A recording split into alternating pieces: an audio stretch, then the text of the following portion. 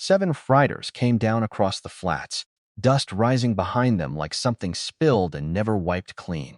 Across the yard, on the low shingled roof of the house, a rifle barrel lay flat and unmoving, and not one of the 7 thought to look up. 3 nights before, the northern fence had burned in the dark. 3 head of cattle lay still in the grass, not run off, just shot and left where they fell. Thieves take cattle. Whoever did this killed them to send a message. In town, they said the words "poor thing" about that house, voices dropping whenever the mercantile door swung open. They did not know about the iron-cornered trunk at the foot of the bed. 3 months, and nobody had opened it. The wind died. A hawk circled, lazy, indifferent. Then a voice carried across the yard, "Come on out now, ma'am." The door stayed shut, but one of the 7 reined in hard.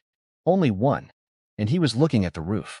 There would come a morning when 7 riders moved slow across the flats below the Rourke ranch, dust rising behind them like something spilled and never wiped clean, and a woman would stand on a rooftop with her father's rifle laid flat against the shingles, counting them.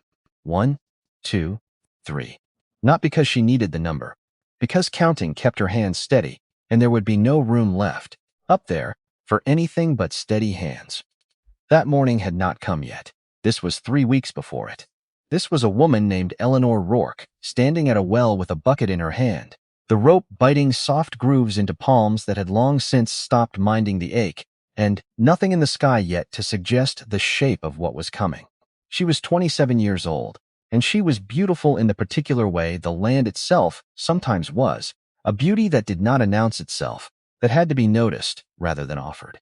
Dark hair pinned back plain and practical, loosening at the temples by midday, no matter how carefully she set it each morning. A face that had gone lean and sun-touched from years of outdoor work, cheekbones set high, eyes the pale gray-green of sage after rain. She was small enough that men mistook her for fragile on first look, and wrong enough about that mistake that it had, more than once, saved her life without her ever needing to draw a weapon at all. Because a woman men underestimate is a woman who gets left alone a while longer before anyone bothers to test her. She had learned to prefer being left alone. The morning had come up cold and clean over the eastern ridge, the kind of autumn light that made the whole valley look freshly painted, gold on the grass, blue-gray on the far hills, and Ellie stood at the well a moment longer than the work required, just breathing it in. Because a person who works land like this learns early that the mornings that ask nothing of you are rare enough to be worth a full minute of stillness before the asking starts. The chickens wanted feeding. The milk cow wanted milking. The fence along the southern boundary had a post gone soft with rot that needed replacing before the ground froze hard enough to make the digging a misery. There was always something. There had always been something, even when Thomas was alive to share the weight of it, and there was more of it now that the weight fell to her alone, though she had noticed, in the strange arithmetic of grief, that the work itself had become a kind of mercy. Busy hands left less room for the mind to wander into places it did not want to go. The ranch sat low against the hills the way a secret sits low in a chest. Small, quiet, easy to walk past without noticing, and that was exactly how the town liked it. Exactly how the town had decided things ought to be, without ever once asking Ellie whether she agreed. She had ridden into town 2 days before for flour and coffee and a spool of thread, and she had felt it then the way she always felt it now. Walking into the mercantile, the particular hush that fell over a room when a widow walked in, the way conversations did not stop exactly, but softened, rearranged themselves into shapes more suitable for her hearing. Mrs. Meacham behind the counter had asked after her health with a gentleness that bordered on pity. "Poor thing," she'd said, not quite under her breath, to the woman beside her at the flour barrels, "out here all alone with winter coming." And the other woman had clucked her tongue in agreement, and neither of them had noticed, or perhaps neither of them had cared, that Ellie could hear every word of it, standing not 8 feet away. She had paid for her flour. She had said, "Thank you," kindly, the way her mother had taught her to say it before her mother died too young for Ellie to remember much beyond the shape of her hands. And she had walked back out to her horse with her jaw set and her spine straight, because that was the other thing her father had taught her longer ago, and more thoroughly than he had ever taught her to shoot. Let them see what they expect to see. Save the rest for when it matters. Poor Widow Rourke, they called her. Not to her face. To her face they used her name, or ma'am, in the soft, careful voices people use on something they believe might break. Behind her back, in the mercantile, in the church pews, in the low murmuring after Sunday service, she was poor Widow Rourke. A woman alone. A woman who had buried a husband 3 months back and now worked land too big for her own 2 hands. They did not know about the trunk. It sat at the foot of her bed, iron-cornered, the wood gone dark with age, and it had not been opened in 3 months. Not since the funeral. Not since she had knelt in front of it, the night after they lowered Thomas into the ground, touched the lid, and pulled her hand back like the wood itself had burned her. Inside that trunk was a rifle. A Winchester, Model 1873, the walnut stock worn pale in the places a hand rests 1,000 times over. It had belonged to her father. Silas Rourke had bought it new. The year the territory still called itself Wild without irony, and he had carried it until the day he died with his boots on, and his name already halfway to legend. She did not open the trunk in the mornings. Mornings were for the milking, the fence line, the particular loneliness of feeding animals who did not know or care that the man who used to feed them beside her was gone. Mornings were for pretending, so thoroughly that some days she nearly believed it herself, that she was exactly what the town thought she was. Small, soft-handed, waiting for some kind soul to come rescue her from a life too large. She fed the chickens. She hauled water. She mended fence with hands that had once held a rifle steadier than most men in 3 counties. Nobody watched her do it. That was the point. Because a woman who is watched is a woman who is measured, and a woman who is measured can be underestimated only once. After that, she is simply known. Ellie preferred to be unknown. Unknown was safer. Unknown was a door left unlocked that nobody thought to try. Her father had taught her to shoot before he taught her to write her own name in full. She remembered it in pieces, the way the best and worst memories always come back. Not as a story, as fragments, a held breath, the smell of gun oil on his hands, the way he'd crouched behind her, small as she was then, and settled his palm over hers, on the stock, not to guide the shot, just to let her feel that a rifle was not something to fear. Again he'd said, not unkind, just certain. She'd missed the bottle on the fence rail, missed it by a foot, maybe more. Again, she'd missed it by 6 inches the second time. Again, by the 11th try she had not missed at all, and her father had not smiled exactly, but something in his face had gone quiet and satisfied, in a way she would spend the rest of her life trying to earn again. He was not a soft man. He had not raised her to be one either. Silas Rourke had ridden as a deputy U.S. Marshal through country that ate careless men whole, and he had come home from it, each time a little changed, a little quieter, until the day he did not come home, changed at all. He came home in a box, shot through in a dispute the papers called a robbery, and the men who knew better called something else entirely. She was 19. She remembered standing at his grave and thinking, absurdly, that the ground did not look big enough for him, that the earth had made some kind of mistake, trying to hold a man that size in a hole that small. There was one memory that came back sharper than the others, one she did not often let herself sit with because of what it cost her, emotionally, to hold it fully in her mind. She had been 14. A man had come to their door at dusk, drunk and angry, claiming Silas owed him money over a card game that had gone bad 2 towns over. Her father had not raised his voice, had not even risen from his chair at first. He had simply looked at the man, long and level, and said, "Quiet. You'd best ride on before this becomes something neither of us wants it to become." The man had gone for his gun anyway. Ellie had watched from the kitchen doorway, too frightened to move, as her father crossed the distance between them in 3 unhurried steps and took the pistol from the man's hand before it had ever fully cleared its holster, twisting it away so smooth and so fast that the whole encounter looked, in memory, less like violence and more like a kind of dance the other man simply hadn't known he was invited to. Her father had not shot him, had not even struck him. He had simply emptied the pistol into his own coat pocket, handed the man his own hat back off the ground, and told him, gentle as anything, to go on home and sleep it off. The man had ridden away, pale and shaking. That night, after, her father had found her still standing in the doorway and had crouched down in front of her the way he used to, when she was small enough for the shooting lessons to still feel like a game. "Scared you?" he'd said. not a question. She'd nodded. Good, he'd said. Means you were paying attention to the right things. Wasn't the fighting that mattered tonight, Ellie? Was that I never once had to raise my voice to end it? A person who's truly ready for trouble rarely needs to shout about it beforehand. She had not understood that either. Not fully. Not for years. She understood it now, standing at a well with a bucket in her hand and a whole territory's worth of quiet violence, gathering somewhere out past the horizon, waiting on its own moment to arrive. Before he died, her father had told her something else. Once. Only once, and she had not understood it then. Ellie. He'd said her name the way he always did, like it cost him something to say it soft. A woman, alone in this country, is going to be tested. Every single one. Doesn't matter how quiet she keeps. Then, what do I do? She'd asked.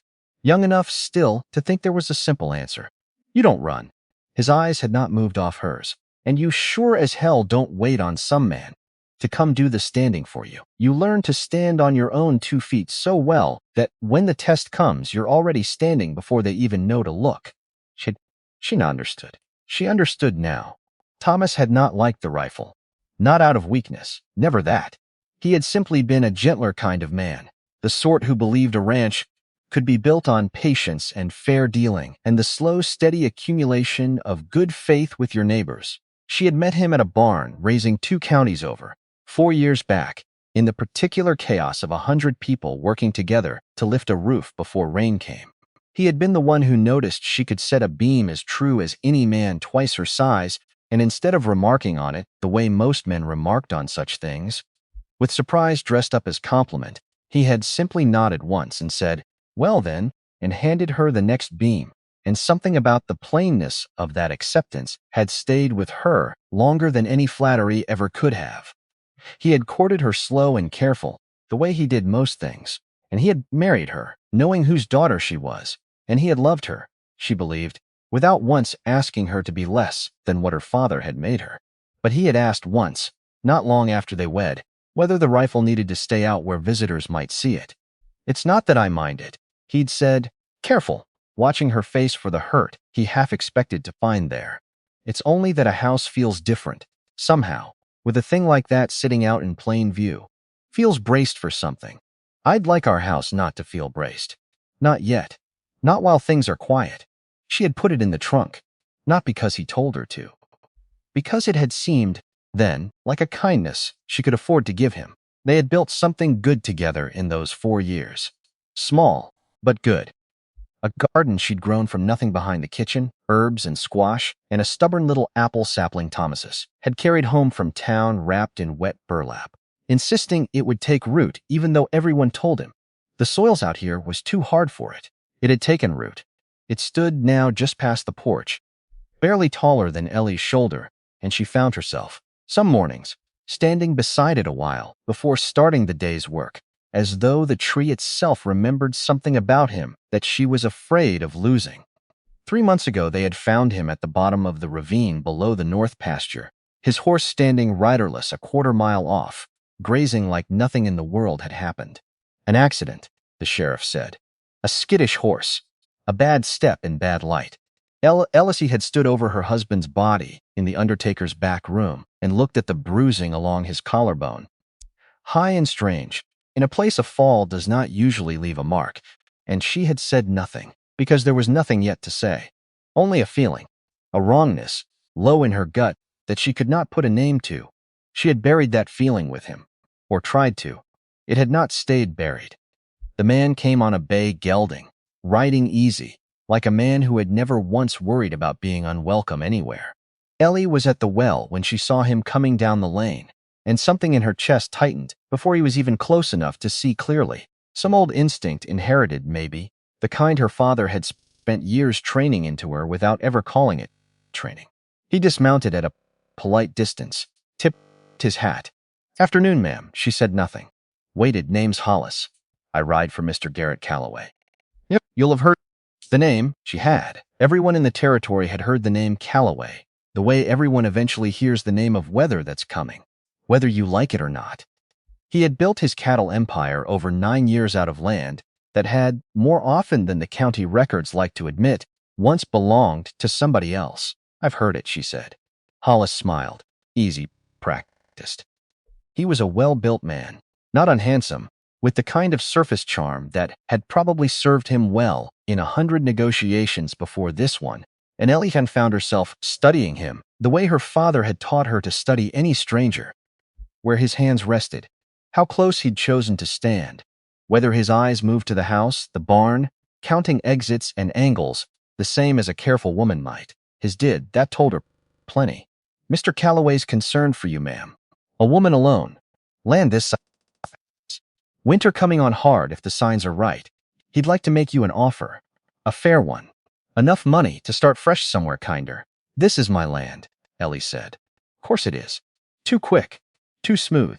Just saying a woman in your position. What position is that? The question came out flat. Not loud. Not sharp. Just flat. The way a closed door is flat. And something behind Hollis's easy smile flickered, like he'd expected softer resistance and found stone instead. Alone, he said finally. That's the position, ma'am. No husband. No sons. Land like this? A woman can't hardly hope to hold on to it. Not through a hard winter. Not with the kind of trouble that sometimes finds isolated places. It was not a threat, not spoken as one. It did not need to be. Tell Mr. Calloway, Ellie said, that I'm not selling. Hollis held her gaze a moment too long. Now, come, ma'am, he said softer, almost coaxing, as though she were a spooked animal that only needed the right tone to settle. Nobody's asking you to decide today. Just think on it. A woman out here alone, come January, when the wind's screaming through that pass and the wolves come down off the ridge hungry. I said I'm not selling, Ellie repeated.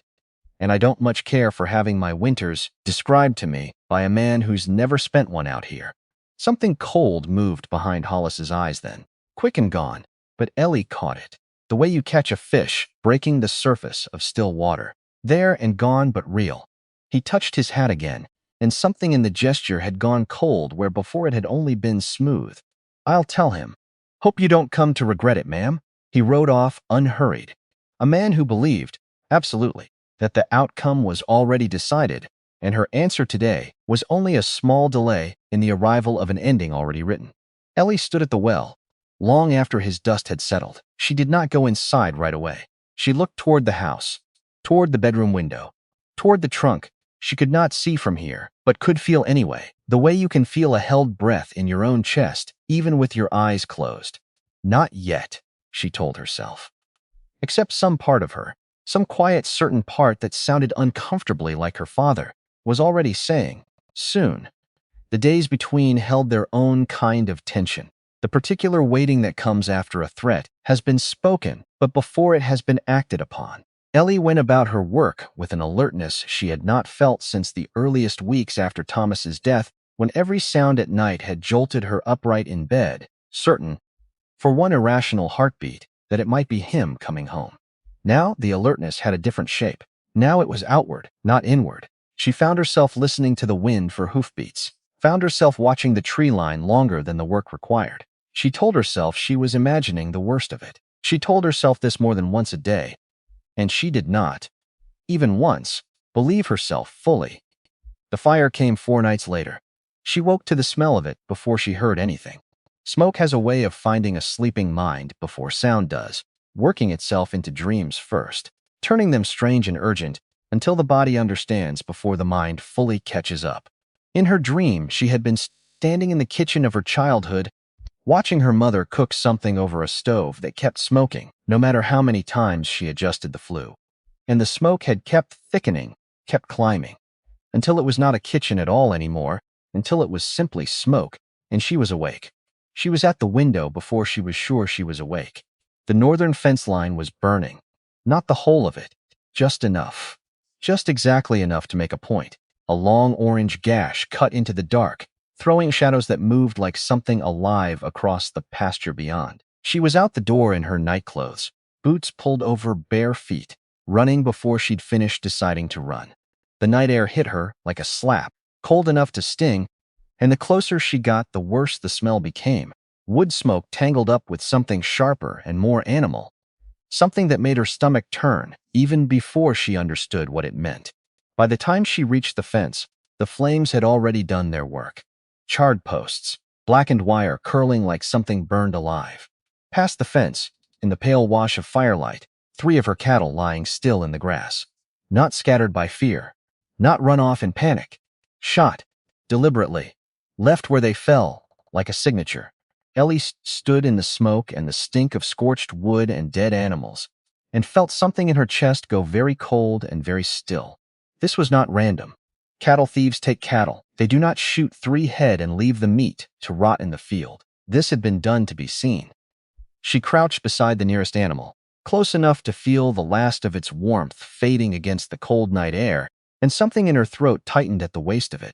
The cruelty of it, killing a creature for nothing but the message its death could carry. She studied the wound, the angle, the way the boot prints in the soft earth were even, deliberate, unhurried. Whoever had done this had not been afraid of being caught, had, if anything, wanted to be understood. A message. Sell, or this is only the beginning. She stayed out there until the fire burned itself to embers, until the sky in the east had gone from black to the deep bruised blue that comes just before dawn, and when she finally walked back toward the house, her hands, she noticed distantly, were not shaking. They were steady, steadier than they had been in 3 months. She did not go to the sheriff. She had thought about it, briefly, standing at the kitchen table with cold coffee in her hands, turning the idea over the way you turn over a stone to see what's living underneath it. But she knew exactly how that conversation would go. A shrug, a note in a ledger. Nobody would read twice. Bad luck, ma'am. Cattle wander. Fires happen dry season. The sheriff in this county answered to men whose names appeared, more often than seemed decent, on the same ledgers as Garrett Calloway's, and Ellie had learned, in 3 years of marriage to a man who did honest business in a territory that did not always reward honesty, that some doors were not worth the knocking. She was on her own. That thought should have frightened her. Some old tired part of her almost wanted it to. It would have been easier, in a way, to be frightened. Fear asks nothing of you but retreat. Instead, what rose up in her, standing at that table with cold coffee and smoke still caught in her hair, was something closer to the feeling she used to get as a girl, crouched behind her father, palms settled over hers on a rifle stock. Again, she went to the trunk that night. She knelt in front of it the way she had knelt the night after Thomas's funeral, and this time her hand did not pull back from the wood. She lifted the lid, slow. The hinges gave a low groan, 3 months of disuse complaining all at once, and inside, folded in oiled cloth exactly as she'd left it, lay her father's Winchester. She lifted it out with both hands, the weight of it settling into her palms with a familiarity that startled her, muscle memory older than grief, older than marriage, older than anything but the girl she had once been standing behind her father with his hand over hers. Beneath it, she found the letter. It was addressed simply for Ellie. Her father's hand, unmistakable. Blunt strokes, no wasted ink. She sat back on her heels and read it by lamplight, and somewhere in the second paragraph, her breath went thin and strange in her chest.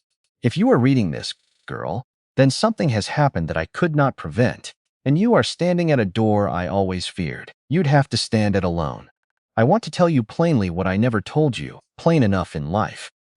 This land does not stay quiet forever. Men with money always come looking for more of it, and they do not much care whose fences stand in the way. I have seen this happen before, more times than I care to count, and I have watched good people lose everything because they waited too long to believe the danger was real. I raised you the way I did for a reason. Not so you could hide what I taught you, so that when the day came, you would already know how to stand. Do not wait for rescue, Ellie. Be the thing somebody else is afraid of. She read it twice, then a third time. Outside, the last of the burned fence still smoldered faintly in the dark, a thin gray thread of smoke rising straight up into a windless sky. She was not leaving. She had known that, really, from the moment she'd smelled smoke on the wind. But there is a difference between knowing a thing and deciding it, and sitting there with her father's letter beside her and her father's rifle in her hands. Ellie Rourke made the decision fully, the way her father had taught her to make every decision that mattered.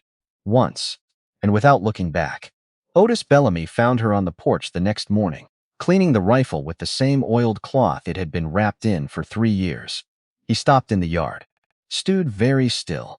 Otis was an old hand, 60 if he was a day, weathered the way good leather gets weathered, soft in places and hard in others, and he had ridden for Silas Rourke back before Ellie was old enough to remember much of anything at all.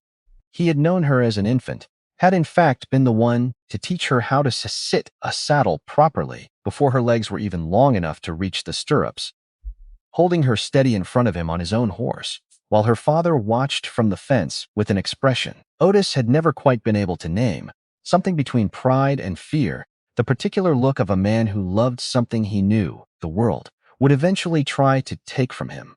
He had stayed on after the old man died, working the ranch through the lean years that followed, and had stayed on again, quieter, sadder, after Thomas, doing what work he could to spare Ellie the worst of it, without ever once suggesting, in word or manner, that she was incapable of doing it herself.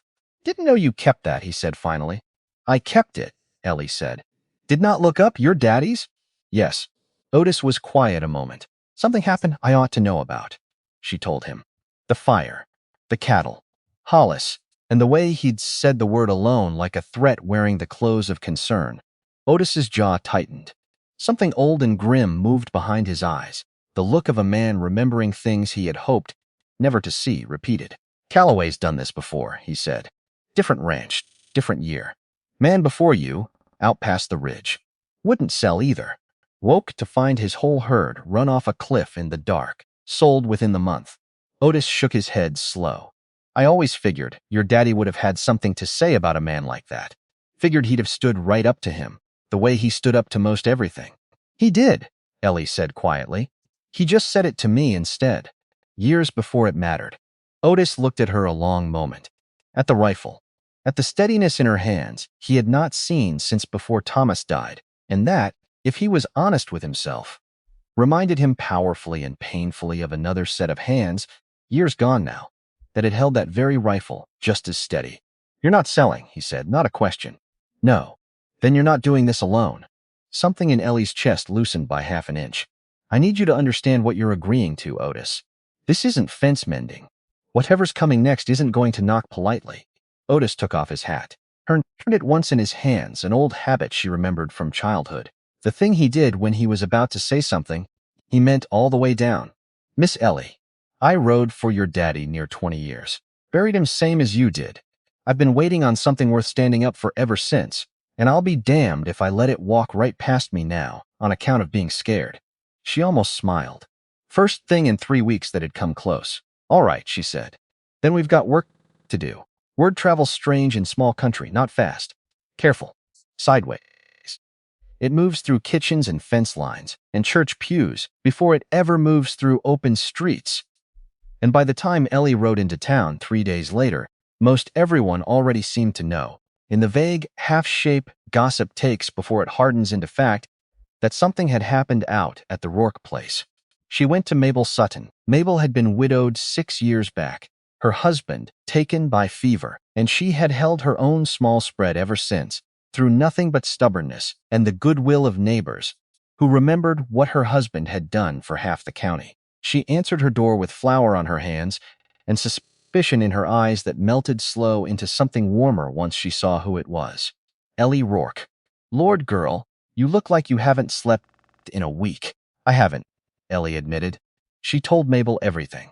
The offer, the fire, the cattle.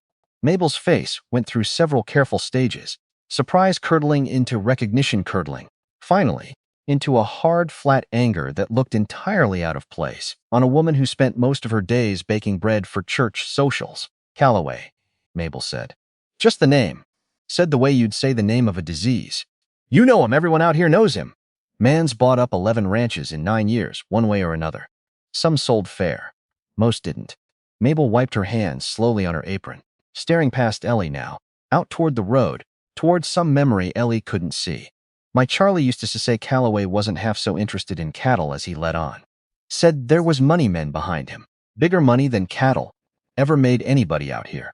"What kind of money?" Mabel shook her head. "Charlie never said exactly. Died before he found out for certain, I think. But he had his suspicions. Something to do with railroad talk. Surveyors coming through, quiet-like, marking ground nobody'd ever heard was for sale." Something in Ellie went very still. Surveyors. She thought, suddenly, unwillingly, of Thomas. of the ravine, of the bruising along his collarbone that a fall from a horse should not have left, of the fact that in the last weeks of his life, Thomas had taken to riding the north pasture alone, saying little about why, coming home some evenings with a particular quiet in his face that she had mistaken, at the time, for simple exhaustion. "Mabel," she said slowly, "did your husband ever say where those surveyors were marking ground?" Mabel's eyes came back to her, sharp now, understanding dawning slow and terrible. "Out past the North Ridge. Same stretch that runs along your land, honey. Same exact stretch."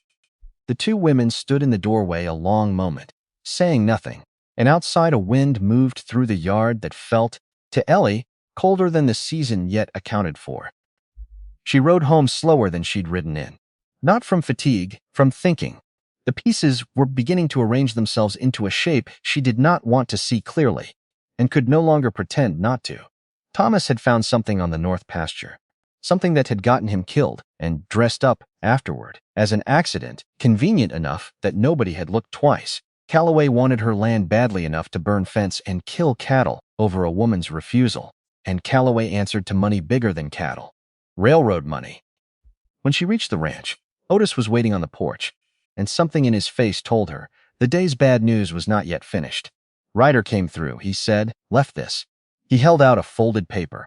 She opened it standing right there, the horse still warm and breathing hard beside her, and read the single line written in a hand, too careful, too practiced to belong to anyone, but a man used to delivering threats disguised as courtesy.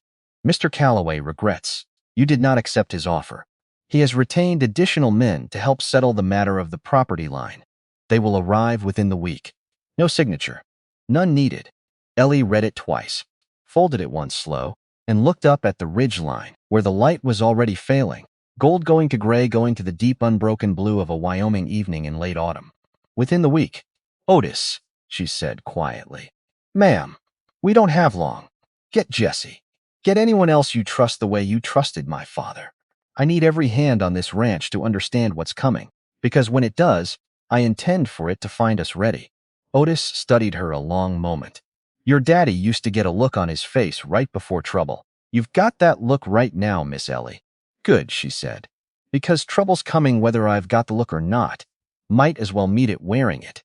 That night, after Otis had ridden off to find Jesse Coburn, Ellie sat alone at the kitchen table with the lamp burning low and her father's rifle laid across the wood in front of her, disassembled piece by piece, each part cleaned and oiled with the kind of careful, meditative attention that asked nothing of her mind but presence. She thought of her father's hands over hers. She thought of Thomas, and the ravine, and the particular silence he'd carried in those last weeks, a silence she had mistaken, God forgive her, for ordinary tiredness. She thought of the men who would ride toward this ranch within the week, whoever they were, none of them yet knowing what precisely was waiting for them on the other end of the road, because they would expect a widow. They would expect grief and fear, and a woman too soft and too alone to do anything but sell, or beg, or run. They did not know about the trunk. They did not know about the letter. They did not know that the woman they were riding toward had learned to put a bullet through a bottle at 40 paces before she'd learned her multiplication tables, at the hands of a man whose name half the territory still spoke with a kind of careful respect that bordered on fear. They did not know. That, Ellie thought, reassembling the rifle piece by piece in the low gold lamplight, click by click, until it lay whole again across her palms like something reborn. That was going to be their mistake. Far to the south, on a road that would take the better part of a week to reach the Rourke Ranch, 7 riders made camp beneath a sky gone hard and bright with stars. They were not friends. They were not even, most of them, friendly. They were men who did this kind of work for money, riding together because Calloway paid better than most and asked fewer questions than most. And around the fire that night, they settled into the easy postures of men who had made this same camp 100 times before, under 100 different names of employers. Hollis sat closest to the flames, cleaning his pistol with the idle confidence of a man who had never once needed to use it in a fair fight. Beside him, a boy named Pruitt, 19 and eager, laughed too loud at jokes that weren't especially funny, the particular loudness of someone still trying to prove he belonged. He had ridden with Calloway's men only twice before, and both times the work had been easy, a matter of showing up armed and letting the sight of numbers do the persuading, and something in his young face suggested he expected this ride to go the same way. Two more men sat a little apart, quieter, harder, men named Marsh and Tull, whose reputations preceded them into every camp they made, men whose names would matter less than their aim once the shooting started. A fifth, a stocky man called Beck, kept mostly to the horses, checking cinches that did not need checking, the nervous habit of a man who preferred animals to people and had learned, over years of hard riding, that a horse rarely lied to you the way a man might. And a sixth, a man named Walt Dobbs, sat watchful at the fire's edge, saying little, drinking nothing, the kind of quiet that felt, to anyone paying close attention, less like caution and more like study. The seventh sat apart from all of them. Wade Colton had ridden at the front since the start, not because he wanted the position, but because the others expected it of him. He was the one Calloway had hired first, the one with the reputation, the one the other six looked to, without quite admitting they were looking. 15 years in this line of work had left him with a face that gave away almost nothing, weathered and still, the kind of face that made men trust him with dangerous jobs and made women, on the rare occasions he let one close enough to notice, wonder what exactly lived behind it. He had not slept well in 3 nights, because a name kept surfacing in his thoughts, uninvited, at the worst possible moments, Rourke. And each time it surfaced, he told himself again that it meant nothing, that the West was full of Rourkeses, that the coincidence, however strange it felt, was still only a coincidence, except he did not believe himself. Not fully. Not anymore. He found himself, that night, staring into the fire and letting his mind drift backward, further than he usually allowed it to go, back 15 years to a mine shaft in the Black Hills that had, on an ordinary afternoon, without warning, simply come down. He had been young then, younger than Pruitt was now, working a claim that had never once paid out enough to justify the risk of it, and he had been 40 feet down when the timber gave. He remembered the sound of it more than anything, a groan that seemed to come from the earth itself rather than the wood, and then the dark, total and immediate, and the weight of stone across his legs, and the particular silence of a man who has understood, in one cold instant, that he is very likely about to die alone in the ground. He had not been alone. A man named Silas Rourke had been working the claim beside his, and had come down after him, without hesitation, without waiting for help, without doing any of the sensible things a careful man does, before entering a collapsed shaft. He had dug through rock with his bare hands for the better part of 2 hours, working in the dark, talking the whole while in a low, steady voice that Colton, even now, could sometimes still hear if he let himself listen close enough in memory. Talking about nothing in particular, about the weather, about a daughter he had waiting for him at home, a girl not yet grown who could already outshoot most of the men in the territory, he'd said, and something in the pride of his voice had given Colton something to hold on to besides the pain and the dark and the growing certainty that he would not see morning. He had seen morning. Silas Rourke had pulled him clear as the last of the light was failing, bleeding and broken but alive, and had refused, in all the months of recovery that followed, to accept so much as a meal in payment. "Owe me nothing," he'd said, more than once, waving away every attempt Colton made to settle what felt to him like an unpayable debt. A man doesn't charge another man for simply being decent. Wouldn't be decency then, would it? He had ridden on, eventually, the way men in this line of work always eventually rode on, and he had not seen Silas Rourke again. Not once, in the 15 years since. Had heard, secondhand, years later, that the old Marshal had died in some dispute out west. Had felt, on hearing it, a grief disproportionate to the brevity of their acquaintance, the particular grief of owing a debt to a man who is no longer there to collect it. He had not thought, not once in all those years, that the debt might someday come looking for him wearing someone else's face. Dobbs came and sat near him that night. Not close, just near enough to speak without the others, overhearing beneath the crackle of the fire. "You've been quiet," Dobbs said. "Been quiet the whole ride. Quieter than usual. Something on your mind." Colton considered lying. Decided, for reasons he could not entirely explain, not to. "The name," he said. "Rourke." Something shifted, almost imperceptibly, in Dobbs's posture. What about it? Knew a Rourke once. Years back. Different part of the territory. Colton's jaw tightened. Man had a daughter. Dobbs was quiet a long moment. That's a coincidence, he said carefully. If it's true, maybe. Or maybe it isn't. Colton looked at him then. Really looked for the first time in days of riding beside the man without quite seeing him. There was something in Dobbs's eyes that did not belong to a hired gun. Something too watchful, too patient. He stared into the fire a long while after that. He did not sleep well. Above him, unseen, the same stars that had watched Silas Rourke dig a stranger out of a collapsed mine shaft 15 years before wheeled on, indifferent and eternal, toward a morning that neither man riding beneath them could yet fully imagine. Calloway's letter had said within the week, and Otis, turning that phrase over more than once in the days that followed, decided it likely meant 6 days, maybe 7, if the man wanted his hired guns arriving fresh off a hard ride rather than exhausted from rushing. Enough time to prepare. Not nearly enough time to prepare properly, but enough, if every hour of it was spent right, to make the difference between a slaughter and a fighting chance. Ellie did not sleep the first night. She sat at the kitchen table with a lantern burning down to almost nothing, and a scrap of paper in front of her. And she drew, not pictures, positions. The house, the barn, the well, the loft. The tree line to the east where a man could hide and never be seen until it was too late for the seeing to matter. She marked each one with a small hard dot of pencil, and beside each dot she wrote a word: cover, angle, blind spot, because her father had taught her that a fight is decided before the first shot is fired. Not during it, before it, in the choosing of ground, in the counting of exits, in knowing, long before anyone else in the yard understood, there was a fight coming at all, exactly where every single person needed to stand.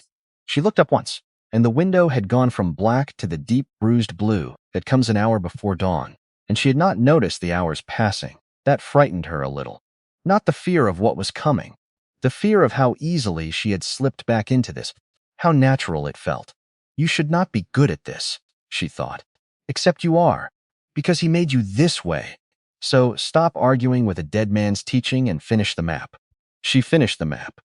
Otis found her at first light, still at the table, the lantern guttering, the paper covered edge to edge in small, hard pencil marks that looked, to his tired eyes, less like a ranch and more like a battlefield somebody had already fought and lost and was now determined to fight again and win. You didn't sleep. No, Ellie. I said no, Otis. I don't have time for sleep. I have time for this. He was quiet. Then he pulled out the chair across from her, and he looked at the map the way a man looks at a photograph of someone he used to know. Your daddy used to draw these, he said. I know. Same hand, same little marks. A pause rough at the edges. Same look on his face while he did it. Like the drawing was the only thing keeping the fear from getting a foothold. Ellie's pencil stopped. Is it working? She asked quietly. The fear. Is it staying away? Otis reached across the table, put one weathered hand flat on top of hers, stilling the pencil. Doesn't matter if it's working, he said. Matters that you're drawing anyway. Jesse Coburn arrived an hour after sunup, riding hard. Dust kicked up behind him in a long pale tail, and he swung down off his horse before it had even fully stopped, boots hitting dirt at a dead run. He was 22. Ranch hand born and raised, broad through the shoulders, quick in the eyes, still young enough to believe that courage and recklessness were mostly the same thing, and old enough, just barely, to be starting to suspect they weren't. His father had worked cattle on the plains long before Jesse was born, a proud but landless man for most of his life, until the year Silas Rourke had staked him a small parcel of ground with nothing more than a handshake and the simple observation that a hard-working man deserved a chance nobody else in the territory seemed willing to give him. Jesse had grown up hearing that story told at the supper table, often enough that it had become, for him, less a memory than a kind of scripture, a debt owed not by his father alone, but by the whole of the family that debt had built. Otis sent word, he said, breathless. Said Calloway's sending men? 7, Ellie said. Jesse's face did something complicated. Fear first, quick and honest. Then something harder settling in behind it, the look of a young man, deciding, right there in the yard, exactly what kind of man he intended to be when it counted. All right, he said. Then what do you need? Just that. No hesitation. No bargaining. I need you to trust me, she said. Completely. Even when what I asked doesn't make sense yet. Done. You don't know what I'm going to ask. Don't need to. Jesse's jaw was set. Stubborn, young, utterly sincere. Your daddy gave my daddy his start in this territory. Gave him land when nobody else would extend an offer to a man with nothing behind his name. Whatever you need, I'm standing here to give it. Ellie looked at him a long moment. Then she reached down, picked up the folded map, and spread it flat on the porch rail between them. Then let's get to work, she said. Because we don't have long. The plan took shape over the following 2 days, piece by piece, the way a house takes shape.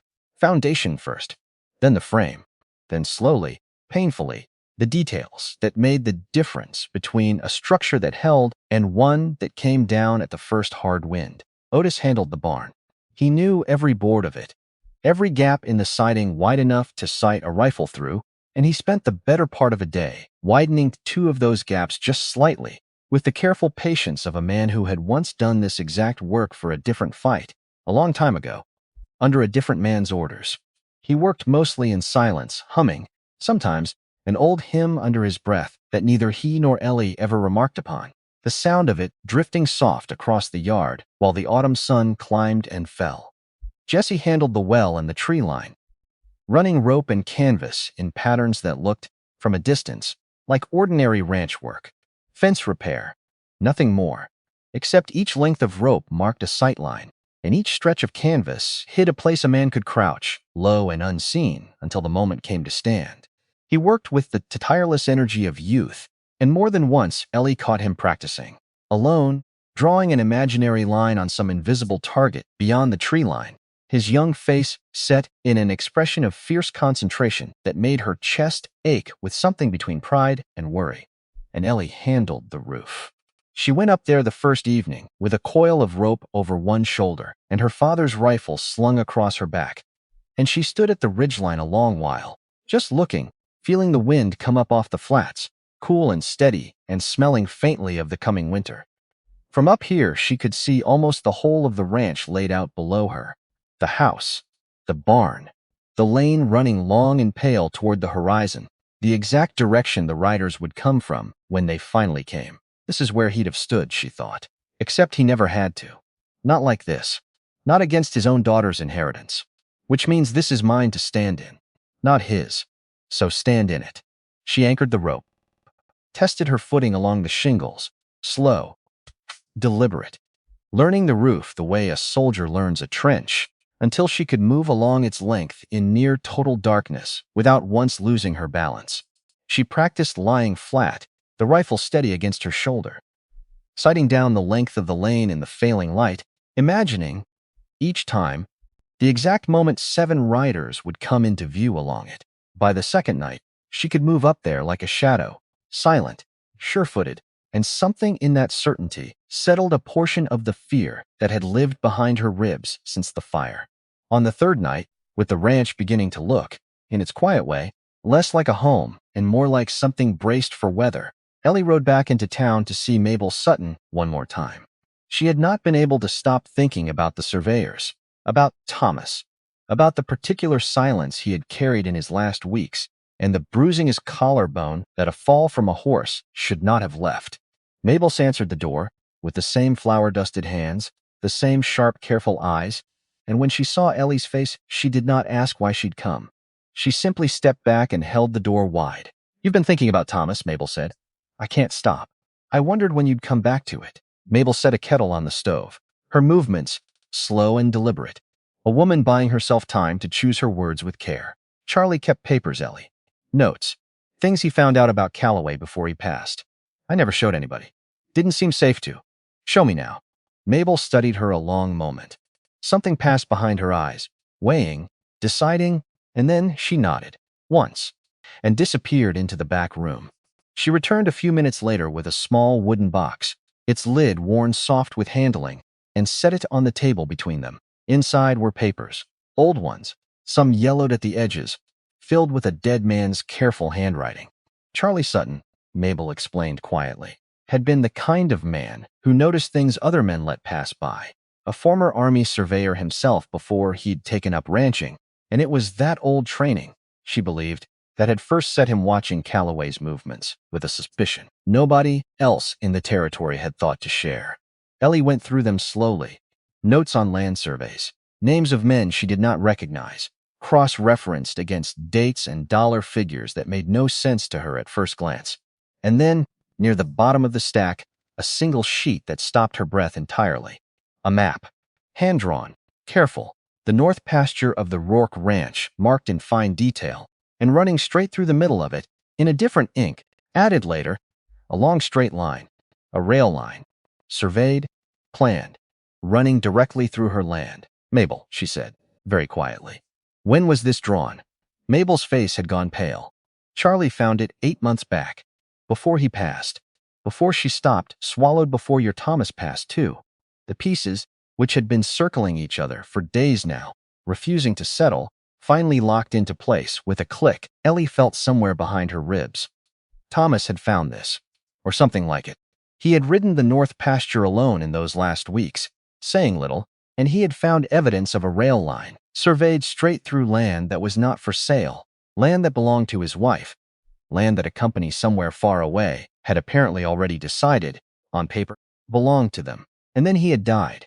In a place a fall from a horse does not usually leave the kind of bruising she'd seen. They killed him, Ellie said. Flat. Not a question. Mabel did not answer right away. I can't prove it, she said finally. Charlie couldn't either. That's why he never went to the sheriff. Man's got no proof. Going up against Calloway's money, he's just handing them a reason to bury him too. Then I need proof. Ellie, I need proof, Mabel. Her voice did not rise. It did not need to. Take the box, Mabel said. Whatever's in there. It's yours now. God knows I've been too afraid to do anything with it myself. Ellie took the box. She rode home in the dark with it held tight against her chest. And somewhere along that lonely stretch of road, beneath a sky gone hard and bright with early stars, she finally let herself cry. Not for long, not loud. Just enough to let 3 months of held grief loose into the cold night air for a husband who had died trying, in his own quiet, gentle way, to protect something he loved. By the time she reached the ranch, her face was dry again. Her hands were steady, and something in her had shifted, quiet but permanent, from grief into something colder and more useful. Resolve. On the 4th night, she called Otis and Jesse together in the kitchen, the lamp burning steady, the map spread flat across the table, beside Charlie Sutton's old surveying notes. I need you to understand what's really coming, she said. Not just 7 men with guns. What's behind them? She laid it out, piece by piece. The railroad, the survey line running straight through the north pasture, Thomas, and the bruising that a fall should not have left. Calloway, not as the source of the danger, but as the front of it, the visible edge of something far larger moving beneath the surface. Jesse's face had gone pale by the time she finished. That's not a land dispute, he said slowly. That's murder. That's murder they're fixing to do twice. Yes, Ellie said. And nobody's going to stop them. Sheriff won't. Territory's got no marshal worth the badge he wears. Jesse's jaw tightened, young and furious. So it's just us. It's just us, Ellie confirmed. Which means every single piece of this plan has to work. Not mostly. Not close enough. Has to work. Completely. Or we don't get a second chance to try it again. Otis had been quiet through all of it, staring at the map, at the small, hard pencil marks that mirrored, so closely, the ones he remembered a different Rourke drawing years before. Your daddy stopped men like this once, he said finally. Different territory. Different railroad, if I recall right. He didn't do it by being the loudest gun in the fight, Ellie. He did it by making sure that by the time the fight started, it was already over. How? Position. Patience. Making the other man walk into a trap so complete he doesn't even realize he's standing in the middle of it, until it's already closed around him. Ellie looked down at her map, at the roofline marked in careful pencil, at the barn, the well, the tree line, each one chosen, positioned, waiting. Then that's exactly what we're going to do, she said. The 5th day brought a visitor nobody had expected. Ellie was on the roof when she saw the single rider coming up the lane, alone, no dust trail wide enough to suggest more than one horse, and something in her chest tightened even so, the old animal caution that had not once eased since the night of the fire. She came down slow, rifle in hand, and met the rider in the yard with Otis a few steps behind her, shotgun held loose but ready. The man reined in a respectful distance off, dismounted careful, hands visible. Mrs. Rourke. Name's Walt Dobbs. I'd like a few minutes of your time if you'll allow it. You're one of Calloway's men, Otis said, flat, the shotgun coming up half an inch. I ride with them, Dobbs said. That's not quite the same thing as being one of them. He held Otis's gaze, steady, unhurried. I'm not here on Calloway's business, sir. I'm here on my own. Ellie studied him a long moment. There was something in his manner that did not match the tension in the yard, a stillness that felt earned rather than performed. Say what you came to say. Quickly, Dobbs reached slow into his coat, produced a folded badge, small, easily hidden, and held it out. Pinkerton. I've been investigating Calloway for 6 weeks, he said, following the money behind him. It leads to a railroad company out of Chicago that's been quietly surveying a line through this territory for the better part of a year. Your north pasture sits directly on that line. Mrs. Rourke. He paused, watching her face. I believe your husband found evidence of that survey before he died. I believe that's why he died. The yard went very still. You can prove this, Ellie said. Not yet. That's why I'm here. Dobbs's voice was steady, careful, a man laying out facts rather than persuading. 7 men are riding toward this ranch. 6 of them think this is a simple property dispute. One of them, at least, has begun to understand it's something far worse. I need to know if you're prepared for what's actually coming. I'm prepared. Then I have a proposal. Dobbs glanced once at Otis, then back to Ellie. I'll ride with the 7 when they come. I'll play my part, until the moment it matters most. But I need something from your side, too, when the time comes. A witness. Proof on your end that survives whatever happens in that yard. Ellie looked at him a long moment, at the badge in his hand, at the stillness in his eyes that she had learned, over 5 days of preparing for war, to recognize as the mark of a man who had already decided, privately, which side he stood on. Why, she said. Why come here and risk everything on a woman you've never met? Dobbs was quiet a moment. He looked, for the first time since dismounting, less like an investigator laying out facts, and more like a man reaching back through years of his own history, for something he did not often speak of. 6 years back, he said finally, I worked a case out in the Nebraska Panhandle. Similar situation. Land company hired guns, a family that wouldn't sell. I moved too slow that time. Waited too long for proof that would hold up clean in a courtroom, and by the time I had it, there wasn't a family left standing to benefit from it. His jaw tightened. I don't intend to make that mistake twice, Mrs. Rourke. I've watched men like Calloway do this before. Watched good people lose everything, and watched the men behind it walk away clean, because nobody was willing to stand in the way at the right moment. I'd like this just once to end differently. Ellie held his gaze a long moment. Then she extended her hand. Welcome to the ranch, Mr. Dobbs. I hope you're as good at this as you say. I hope so too, ma'am. For both our sakes. He stayed only an hour. Long enough to walk the ranch with Otis, quiet and observant, noting the barn, the well, the tree line, filing it all away, with the same careful attention he'd apparently been giving Calloway's operation for 6 weeks straight. Long enough to tell Ellie one more thing before he rode back out, a thing that settled cold and heavy in her chest the moment she heard it. There's a man riding with them, Dobbs said. 1 boot already in the stirrup. Leads the 7. Name's Wade Colton. I believe he knew your father. Ellie went very still. How? Can't say for certain. Something in the way he said the name Rourke a few nights back. Like it cost him something to hear it. Dobbs swung into the saddle, looked down at her a long moment. I don't know what he'll do when he sees you standing where you're going to stand, Mrs. Rourke. But I thought you should know before it happens rather than after. He rode off down the lane, and Ellie stood in the yard a long while after the dust had settled, turning that name over in her mind. Wade Colton. She did not know it. Had never heard her father speak it, not once. Not in all the stories he'd told her as a girl about the men he'd ridden with and against across 2 decades of hard country. But something in the way Dobbs had said it, careful, weighted, made her wonder, uneasily, exactly what history her father might have carried, that he'd never once thought to share. That night, alone in the kitchen, Ellie sat with her father's letter open again, reading it for what must have been the 20th time, searching, this time, for something new. She found it near the very end.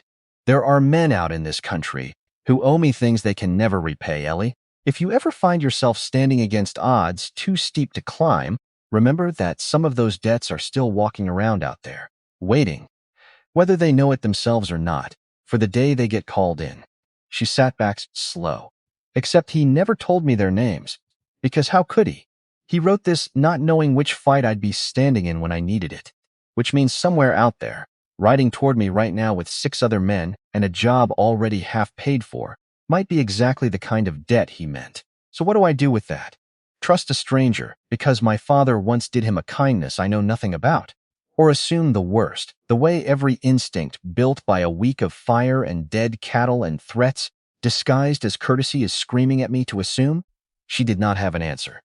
She sat a long while with the letter in her lap, the lamp burning low, and finally, unable to help herself, she allowed her mind to drift toward the small, worn compass her father had carried on every ride of his working life. It sat now in a drawer in her bedroom, brass casing dulled soft with handling, and she found herself wondering, absurdly, whether the debts her father spoke of carried compasses of their own, invisible ones, pulling certain men back toward decency, even against their own better judgment.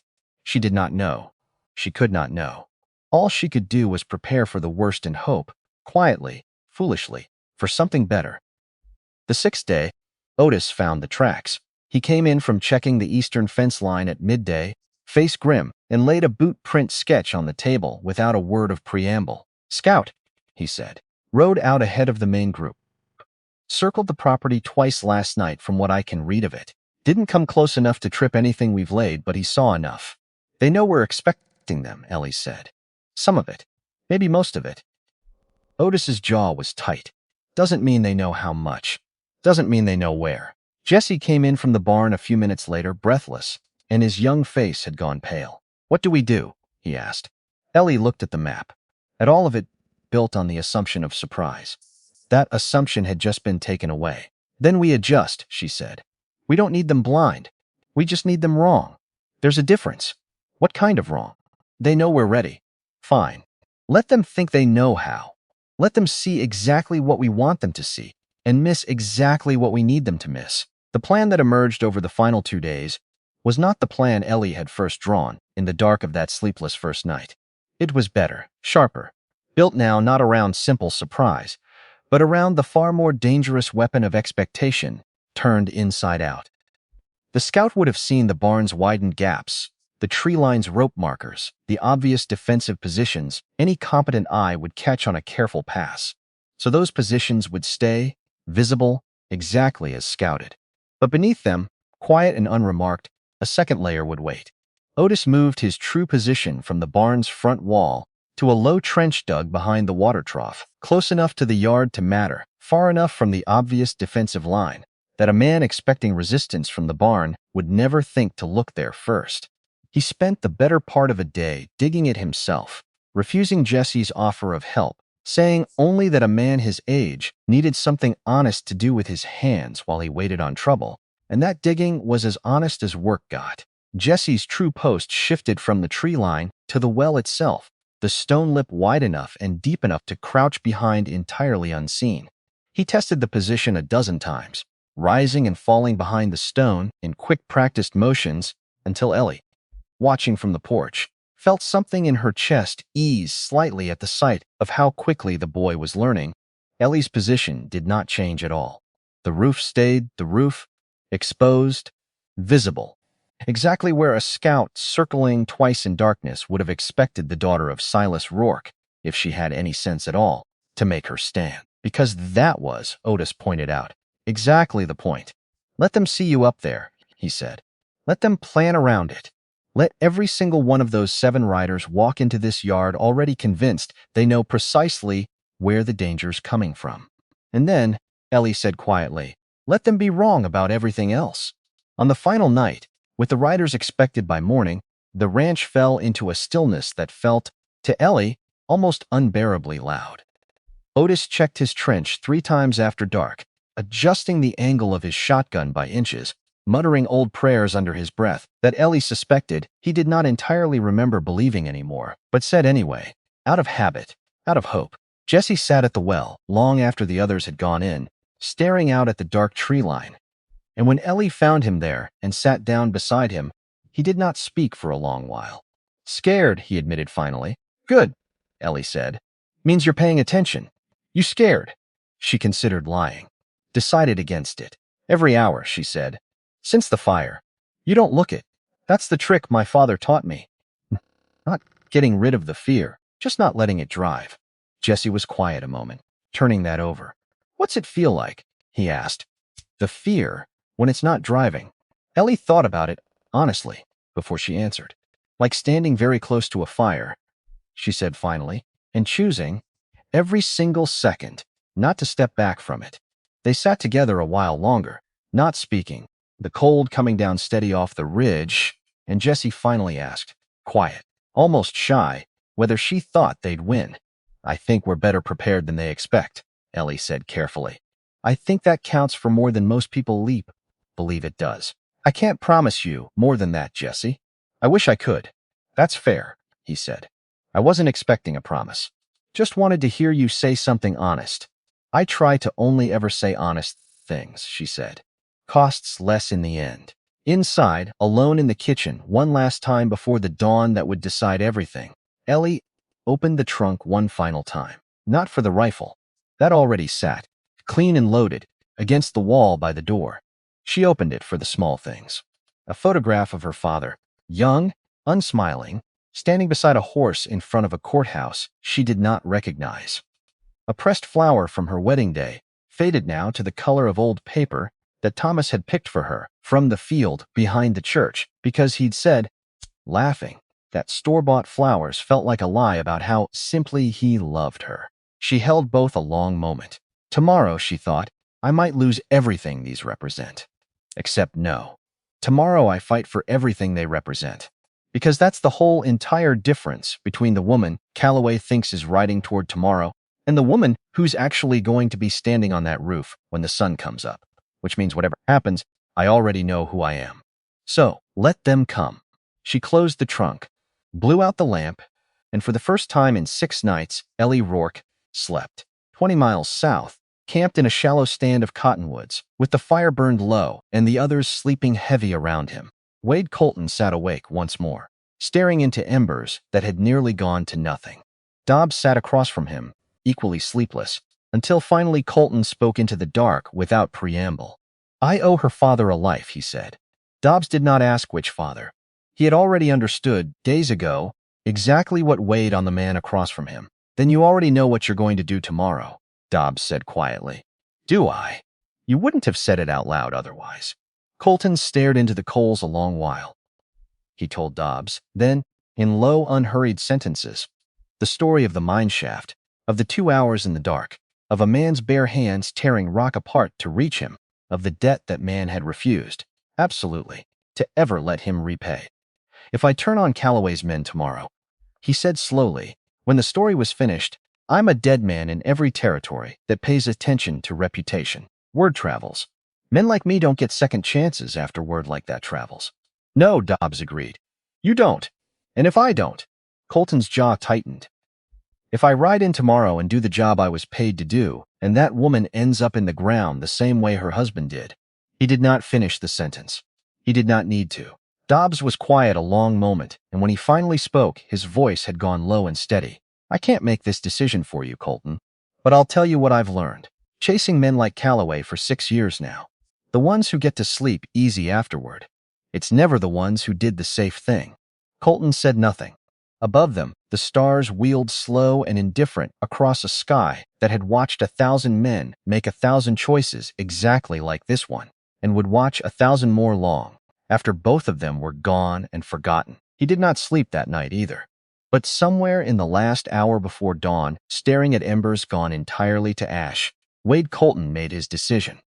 And when the sun finally broke over the ridge, and the 6 other riders stirred and rose and began, without particular urgency, to saddle their horses for the final push toward the Rourke ranch, Colton rose with them, saddled his horse the same as always, checked his rifle the same as always, and rode north toward a debt 15 years unpaid, toward a woman he had never met standing on a roof she did not yet know he was riding toward. The ranch lay 4 hours ahead, By the time the sun cleared the ridge tomorrow, everything would be decided.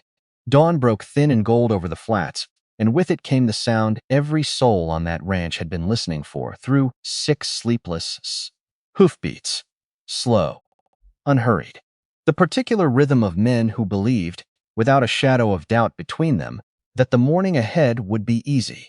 Ellie was already on the roof when they came into view, strung out along the lane in a loose line, dust rising thin behind them and catching the first hard light, turning the color of something already spilled. She counted them without needing to. 1, 2, 3, all the way to 7, and then she stopped counting and simply watched. Rifle laid flat against the shingles, the cold press of walnut settled beneath her palm. Below her, hidden, Otis lay flat behind the water trough, shotgun cradled tight against his shoulder, breath slow, and even the way he had trained himself to breathe under fire decades ago in a war he rarely spoke of. Jesse crouched low against the stone lip of the well, breath held so careful it barely stirred the morning air, his young hands steady around his rifle, in a way that would have surprised him had he thought to notice it. Days earlier, 2 positions the scout had never found.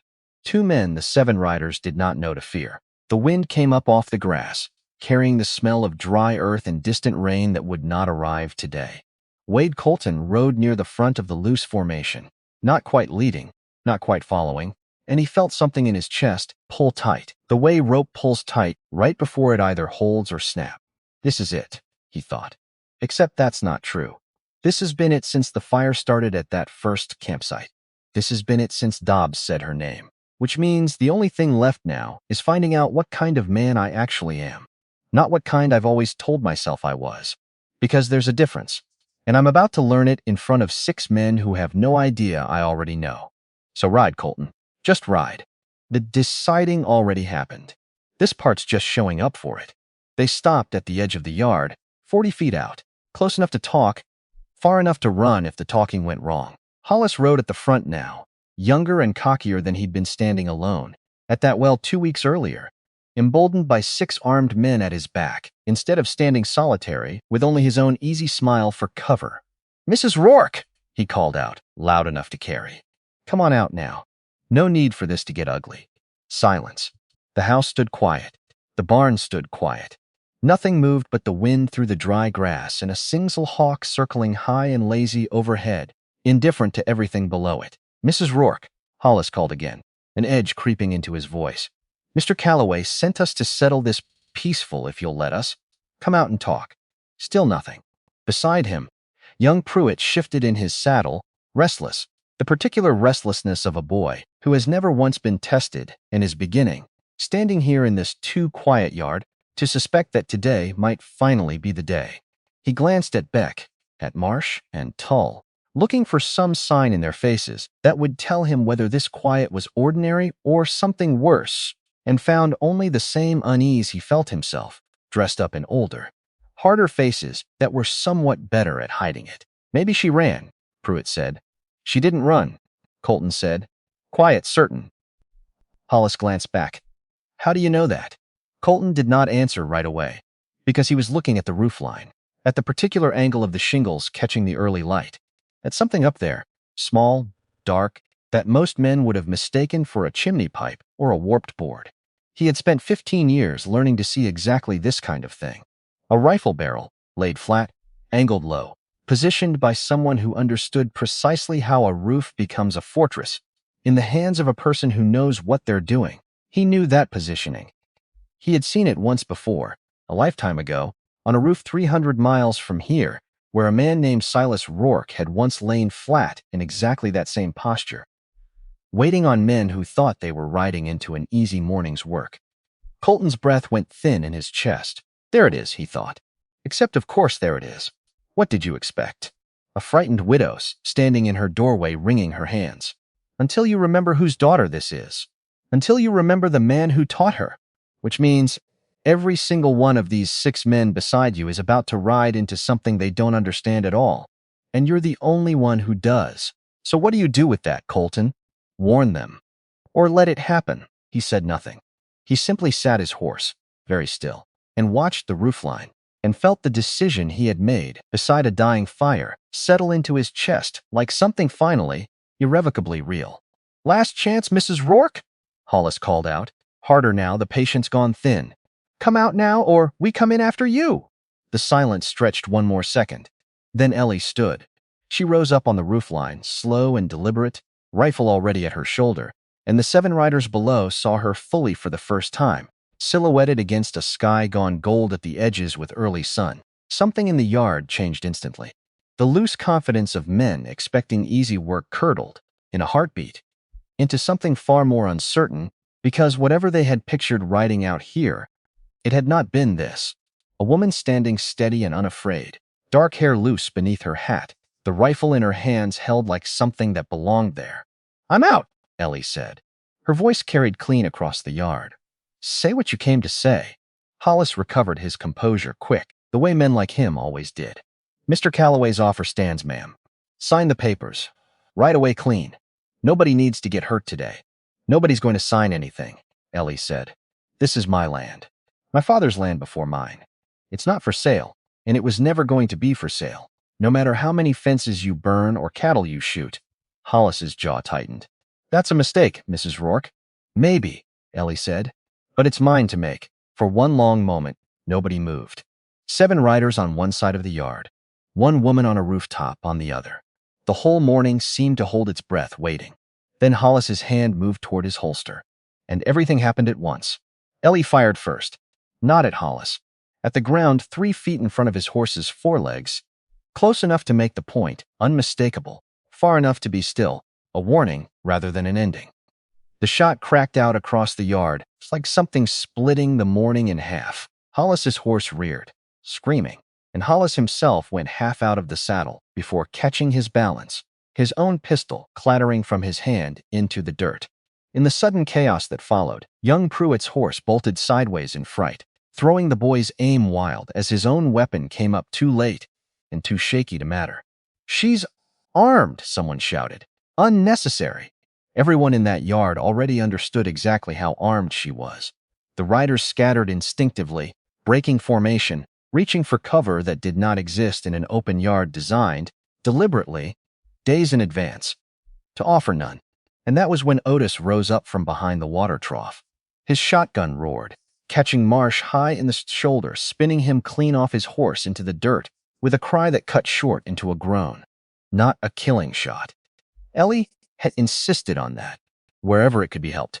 Wound them, break them, do not become, in the taking of this land back, the same kind of men who had come to take it. From the well, Jesse's rifle cracked twice in quick succession, and Tull's horse went down hard, throwing its rider clear into the dust, where he lay stunned and unmoving, the wind knocked entirely out of him. In the space of perhaps 8 seconds, 2 of Calloway's 7 were down, a third disarmed and reeling, and the remaining 4 found themselves caught in a crossfire from 3 directions they had never once suspected existed. "This isn't a fight," one of them thought, wheeling his horse in a useless circle. "This is a trap. We rode straight into a trap." He was right. Wade Colton had not fired. He sat his horse at the edge of the chaos, rifle still holstered, watching the yard tear itself apart around him, and felt the last of his hesitation burn away like morning fog under hard sun. Because there she was, standing on that roof exactly the way her father used to stand, rifle steady, eyes clear, giving no ground at all to 7 armed men who had ridden here believing this would be easy. "Silas," Colton thought, "you raised her exactly the way you raised everything else you touched.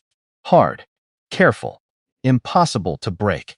Except I already knew that, riding in. Knew it the moment Dobbs said her name.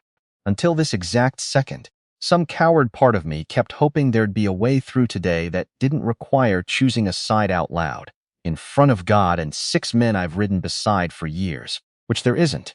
There never was. There was only ever the pretending that there might be. So stop pretending, Colton. You already made this choice 3 nights ago. All that's left now is doing it where everyone can see." He drew his pistol, turned in the saddle, and fired, once, clean, into the shoulder of Beck, who had been reaching, at that exact moment, to take aim at the roofline where Ellie stood exposed to danger, closing from behind. Beck cried out, dropped his weapon, clutched at the wound with a look of pure, uncomprehending shock stamped across his face. "Colton!" The word tore out of him, disbelieving. "What in hell?" "Get off this land," Colton said. "Flat. Final. All of you. Now while you're still able to ride." For one frozen moment, the remaining riders stared at him, understanding dawning slow and terrible across their faces that the man who had led them here had just turned his gun on his own. And in that moment of frozen disbelief, Walt Dobbs made his own move. He had ridden apart from the main group since the first shot, positioning himself, without seeming to, at an angle that put him behind the riders, still capable of fighting. He reached into his coat, produced the small folded badge he had shown Ellie 2 days before. "Pinkerton," he said, loud enough to carry across the chaos. "This operation's finished. Drop your weapons or the next shot's a killing one, and I promise you, gentlemen, I don't miss." Hollis, scrambling for his lost pistol in the dirt, looked between Dobbs and Colton and the roofline where Ellie still stood, rifle steady, and made the only calculation that made any sense at all. He raised his empty hands instead, slow, defeated. Young Pruitt, still fighting his spooked horse to a standstill, looked around at the wreckage of a morning that had gone entirely wrong, at Hollis disarmed in the dirt, at Beck bleeding and stunned, at Colton's gun still leveled and steady, and let his own weapon fall without another word, hands rising slow and trembling into the morning air, the last of his borrowed confidence draining out of him all at once. The fight, in the end, had lasted less than a minute. The yard fell into a strange ringing silence, broken only by the whimpering of wounded men, the nervous stamping of riderless horses, and the slow settling of dust that had, 60 seconds earlier, been kicked up by 7 riders, convinced this would be an easy morning's work. Ellie came down off the roof slow, rifle still in hand, and walked out into the yard to survey what remained.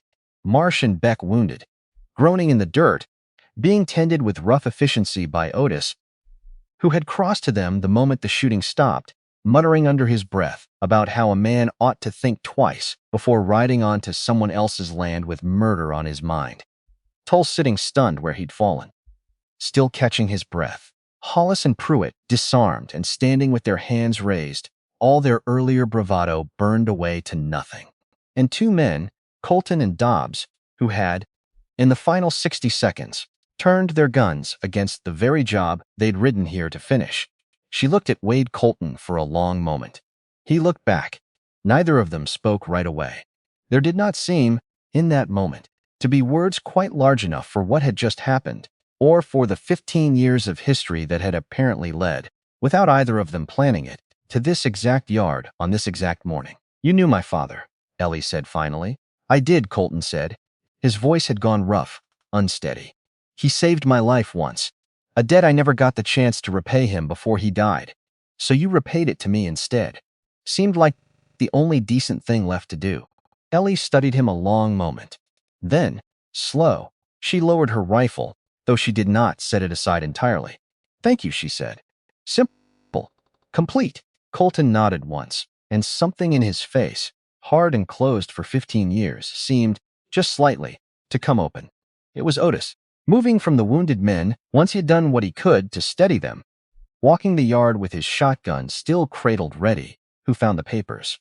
Hollis had carried them in his saddlebag, folded thick, and when Otis pulled them loose and handed them to Ellie without a word, she understood, reading the first page, exactly what she was holding: a deed transfer, pre-drawn, pre-signed by Garrett Calloway, needing only her signature to complete a sale that had never once, in any of this, been fairly offered. Beneath it, a second document, older, a survey map, official, stamped with a railroad company's seal out of Chicago, showing a line drawn straight and clean through the north pasture of the Rourke Ranch. Dated 8 months before Thomas Rourke's death. Ellie's hands went very still, holding that paper. "There it is," she said quietly. "Proof." "Enough to hang him," Otis said grim. "Not hang," Dobbs corrected, coming up beside them, his badge still visible at his collar. "But enough to end him. Enough to bring federal attention down on Calloway and whoever's paying him in a way that no local sheriff's shrug can make disappear." They had perhaps 10 minutes to absorb that, standing in a yard littered with wounded men and dropped weapons, before the sound of another rider approaching drew every head toward the lane. A single horse. Unhurried. A man who had clearly not yet received word that the morning had gone entirely, catastrophically wrong for him. Garrett Calloway rode into his own defeat without knowing it yet. He reined in at the edge of the yard and for a long moment simply stared, taking in the wounded men, the dropped weapons, the woman standing steady in the center of it all, with a rifle in her hands and a folded set of papers held tight against her chest. Something in his face flickered, recalculated, settled finally into the careful blankness of a man deciding, in real time, how to survive a situation that had clearly not gone according to plan. "Mrs. Rourke," he said, dismounting slow, hands visible, voice smooth in a way that had clearly served him well in 100 rooms before this one. "I see there's been some kind of misunderstanding." "There's been a misunderstanding," Ellie agreed. Yours Calloway's smile did not waver, though something behind his eyes had gone sharp and careful. "I don't know what these men told you." "They didn't have to tell me anything," Ellie said. "Your own paperwork did the telling for you." She held up the survey map, watched, with a grim satisfaction she did not try to hide, the exact moment Calloway understood what she was holding. His face went very still. "That map," he said carefully, "means nothing without context." "The context," Dobbs said, stepping forward, badge catching the morning light, "is a railroad company out of Chicago that's been paying you for the better part of a year to clear a survey line through land that was never yours to sell. The context is a dead husband whose fall from a horse left bruising no fall ever leaves. The context, Mr. Calloway, is 6 weeks of federal investigation that's about to become considerably less quiet than it's been until this morning." Calloway's composure cracked just slightly at the word federal. "You have no proof of anything regarding the husband," he said too quick. "Not yet," Dobbs agreed. "But I've got 7 witnesses in this yard right now who just watched your hired men attack an unarmed widow's property with intent to force a sale through violence. I've got a signed survey map with your name connected to a railroad payroll. And I imagine, Mr. Calloway, that at least 1 or 2 of these men lying wounded in the dirt might find themselves considerably more willing to talk once they understand exactly how much prison time is currently sitting on the table." Calloway looked around the yard slowly, at his wounded men, at Colton standing now unmistakably beside Ellie rather than behind him, at the badge on Dobbs's collar catching the light like something inevitable. Something in his shoulders sagged, the posture of a man watching a very carefully built structure come apart all at once. "This isn't finished," he said, but the words came out thin now, more habit than conviction. "It is for you," Ellie said. Quiet, absolutely certain. "It's finished the moment you climb back on that horse and ride away from my land for the last time." For a long moment, Calloway did not move. Then slow, defeated, he did exactly that. They did not chase him. Dobbs would follow, later, with proper federal authority behind him, to make certain the paper trail led all the way back to Chicago and did not simply evaporate the moment Calloway crossed into some more forgiving jurisdiction. But that was a fight for another day, another set of documents, another kind of courage entirely. Today's fight was already over. Ellie stood in the yard as the wounded men were gathered, bound, and laid out for the ride into town, where the sheriff, whatever his usual loyalties, would find it considerably harder to look away from federal paperwork than he had ever found it to look away from a widow's quiet fear. Hollis sat apart from the others, hands bound loose in front of him, staring at the ground, the particular silence of a man reckoning, for the first time, with the true cost of the work he'd chosen. Pruitt sat beside him, younger and paler still, and Ellie found, watching the boy, that whatever satisfaction she might have expected to feel at his defeat did not fully arrive. There was only a tired sort of pity for a young man who had ridden into something he had never truly understood. Jesse came up beside her, young face pale but steady, the look of a boy who had, in the space of one violent morning, become something closer to a man. "We did it," he said, quiet, almost disbelieving. "We did," Ellie said. "Your daddy would have been proud." Something tightened in Ellie's chest, sharp and sweet at once. "I hope so," she said softly. Otis came to stand on her other side, shotgun finally lowered, and for a moment the 3 of them simply stood together in the settling dust, saying nothing, needing to say nothing, the silence itself, a kind of testimony to everything they had built together in 6 desperate days. Wade Colton approached her alone. Once the wounded had been loaded, and Dobbs had ridden ahead to arrange for the sheriff's belated, reluctant involvement, he stopped a respectful distance off, turned his hat once in his hands, an old nervous habit that reminded Ellie, unexpectedly, of Otis. "I owe you an explanation," he said, "for riding here at all, for taking Calloway's money in the first place." "You don't owe me anything," Ellie said. "You already paid whatever you owed, twice over, from where I'm standing." Colton shook his head slow. "Your father pulled me out from under a collapsed mine shaft in the Black Hills, 15 years back. Dug through rock with his bare hands while I bled out slow beside him. Never once let anyone else near enough to help, like he was scared somebody less careful might finish the job the mine started." His voice roughened. "He never once asked me for a thing in return. Not then, not after. I always figured someday the debt would come calling anyway. Didn't expect it to come calling wearing his daughter's face." Ellie studied him a long moment. "What will you do now?" "Don't rightly know." Colton looked out toward the horizon, where the sun had climbed well clear of the ridge now, gold and steady over a morning that had nearly gone so differently. Word travels fast in this territory. A man who turns on the job he's paid for doesn't find much welcome afterward, most places. "You could stay," Ellie said, surprising herself slightly with how easily the offer came. Colton looked at her, something unreadable moving behind his eyes. "Wouldn't be right," he said finally. "Whatever debt I owed your father, I've paid it now. Staying on would start to feel like collecting something I never earned." He held her gaze a moment longer. "But I'd take it kindly, ma'am, if you'd let me leave with something of his. A keepsake. Something to remember the man by, the way I never got the chance to thank him properly while he was still living." Ellie thought a moment. Then she reached into her coat, drew out a small, worn compass her father had carried on every ride he'd ever taken. The brass casing dulled soft with decades of handling, and pressed it into Colton's palm. "He'd have wanted you to have this," she said. "A man doesn't forget the compass that got him home safe. I don't imagine he'd want you riding on without one, after everything." Colton closed his hand around it, and for a moment, something moved across his weathered face that looked, unmistakably, like the beginning of tears he was too proud, or too tired, to let fall. "Thank you, Mrs. Rourke," he said quietly. "Thank you, Mr. Colton," she said, "for remembering when it mattered most, exactly what kind of man my father raised you to be." He mounted his horse slow, tipped his hat once, and rode out down the lane the same way the 7 of them had ridden in that morning, except alone now, and changed, in ways that would likely follow him the rest of his days. Ellie watched him go until he was nothing but a small dark shape against the horizon, and then, finally, until he was nothing at all. That evening, with the wounded delivered into town and the sheriff, faced at last with federal paperwork, he could not simply shrug away. Finally beginning the slow, uncomfortable work of doing his actual job, Ellie sat alone once more at the kitchen table. The lamp burned low and steady.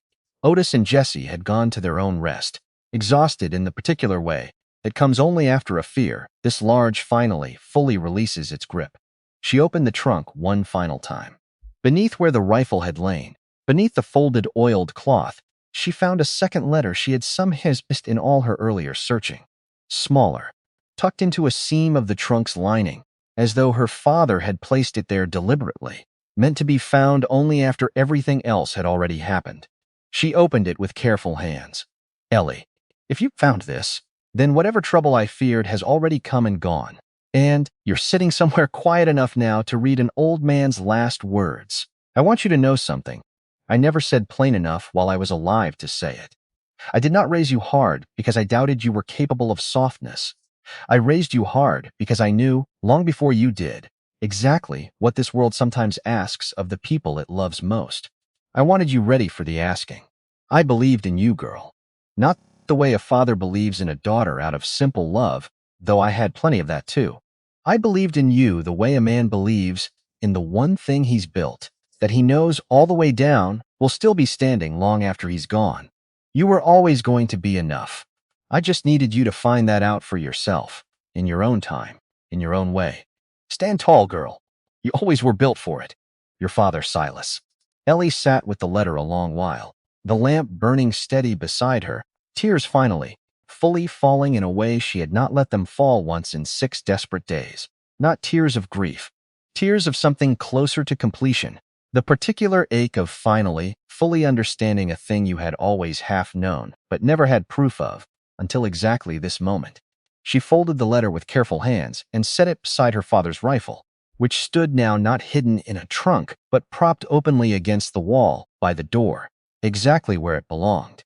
Outside, the wind moved soft across the flats, carrying with it the first true chill of the coming winter, and somewhere far off a coyote called once into the gathering dark, and was answered, faint and distant, by another. Ellie Rourke sat alone in her kitchen, on land that was fully finally, unquestionably hers, and for the first time in 3 months, she felt something in her chest that she recognized slowly as peace. In the weeks that followed, the territory shifted in small ways that Ellie noticed more than she let on. Federal men came through twice more, quiet and thorough, gathering statements. And though Garrett Calloway's name never appeared in the local paper the way Ellie half expected it to, word traveled anyway, the way word always traveled out here, sideways and slow. Until everyone from the mercantile to the church pews understood, without needing to say it aloud, that the man's reach in this county had been broken for good. She rode into town herself a month after, for flour and coffee and a spool of thread, and she felt something different in the room the moment she walked into the mercantile. The hush was still there, but it had changed shape. It was not the hush of pity anymore. It was something closer to respect, wary and unfamiliar, the kind of quiet that settles over a room when the people in it are recalculating exactly who they've been underestimating. Mrs. Meacham, behind the counter, did not call her poor thing this time.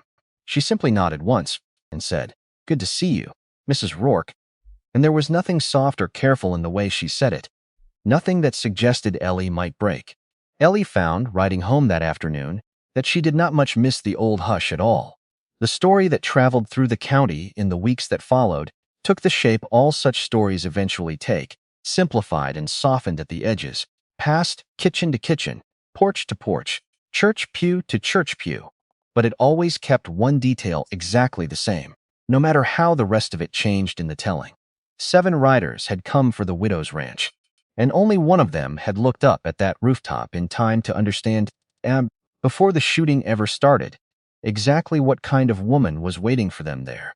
Wade Colton had known, and knowing in the end had made all the difference.